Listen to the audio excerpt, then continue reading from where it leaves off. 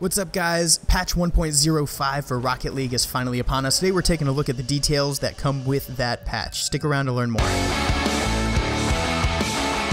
What it is, I am Controlled Pairs, this is Controlled Pairs Gaming, and thanks for tuning in to the video today. We're taking a look at all the details that we know so far about the release of the patch 1.05 for Rocket League. Psyonix has started releasing some hints as to exactly what that patch is going to contain. We're going to roll up everything we know so far so you're ready for launch day.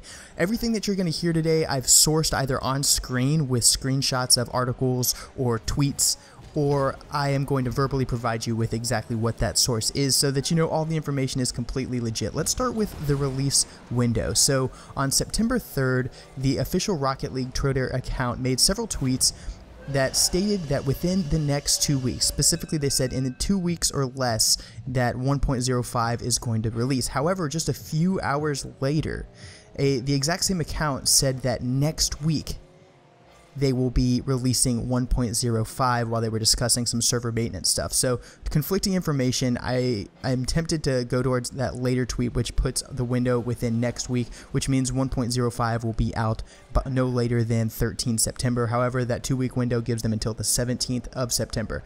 But regardless of when 1.05 is going to be released, here is what you need to know about it. First, and probably most importantly, is that Season 1 begins with the release of 1.05.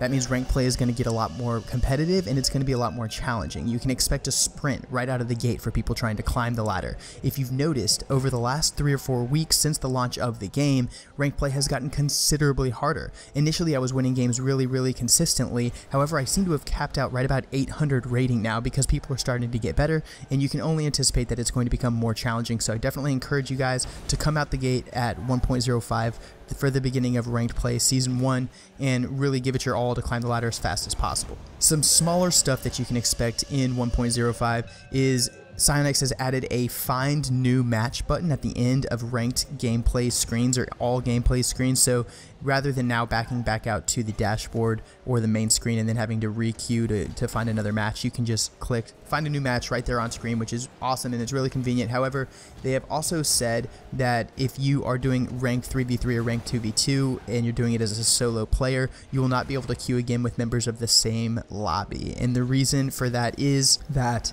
they don't want to stack the teams, and because there's so much skill change at the end of each round that they're unable to continue to allow you to progress with that group of players whenever your skill ratings might be changing dramatically and putting you guys in different brackets. So understandable there, but still a nice little bonus that will make life a little bit more convenient for those that are trying to climb the ladders quickly.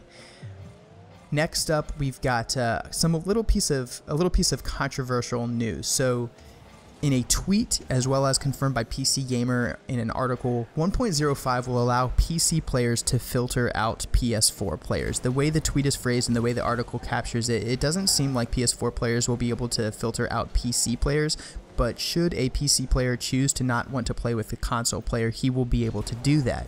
And there's a couple reasons that you could justify this. The first is that PS4 players may have what's considered the controller edge. It's recommended that you play Rocket League with a controller. Doing so allows you to have a little bit of an advantage whenever you're playing the game, but that's not really a very good reason to implement this because you can use a controller in the PC versions of the game. So additionally, there's some competitive implications. So far, I've seen that most tournaments taking place are not cross-platform. They're either all on console or they're all on PC. So this does let you kind of draw a line in the sand so you're competing against the same people who are competing at a professional or competitive level.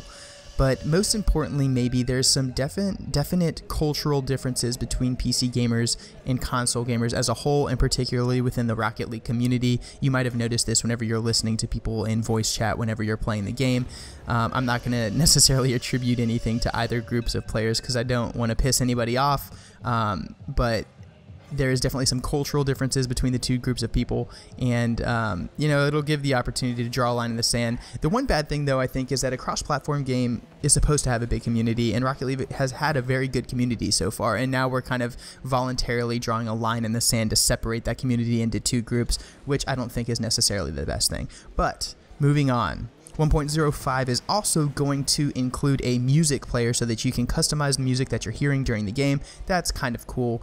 And I wasn't able to source these other details except from my buddies over at rocket-league.com, who had done an article about 1.05, but they managed to find tweets that indicated that usernames are going to be displayed correctly from now on. So if your username was previously displayed as stars or bars, not the Confederate flag, just stars or bars, that's going to be fixed now. Additionally, apparently there was a bug with text chat on PS4 where it would be suspended, or excuse me, messed up whenever you come off of a suspend or resume. That's going to be fixed.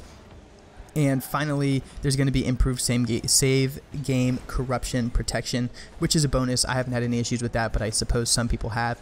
And something kind of interesting here, Psyonix is going to be doing some, quote, updates, fixes, refinements, and changes to the brand new map Utopia Coliseum, which was released in 1.04. And it's cool that they acknowledge there's problems with Utopia Coliseum, because there definitely is. The map is too bright, it's too difficult to see the ball whenever it goes up into the sky, and you have to look at that white ball against the white-blue background of the clouds. I'm sure there's some other bugs and stuff they need to get fixed, but there was a lot of complaining in the community when Utopia Coliseum came out, and yeah, the map is really pretty, but it has a lot of problems too, and I'm glad that they're moving to fix those problems. So, in closing, huge props to Psyonix for making a badass game and staying so involved in the community and responding so quickly and so thoroughly to the community's questions and requests. If any of this information changes significantly before the release of 1.05, I'll definitely make another video and push that new info out to you guys.